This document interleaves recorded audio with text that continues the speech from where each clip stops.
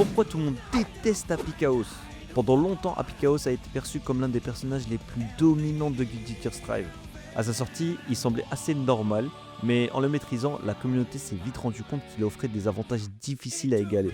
Déjà, sa mécanique principale tourne autour de son arme.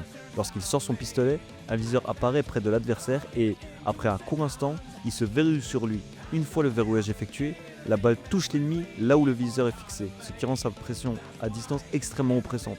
L'idée de base du personnage est donc celle de zoner et peu importe d'où il tire, si la visée est verrouillée, le tir connecte. Un autre point frustrant, c'est qu'il peut tirer à presque n'importe quel moment, y compris pendant certaines animations, ce qui complique énormément la punition. Résultat, il peut créer des enchaînements, des mix-ups, des conversions que beaucoup d'autres personnages ne peuvent pas obtenir sans dépenser de ressources.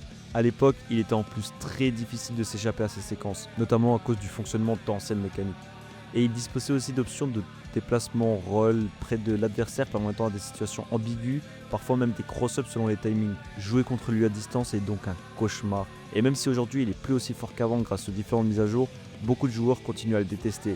Et surtout, on n'en peut plus de forcer d'animation en boucle. Abonne-toi.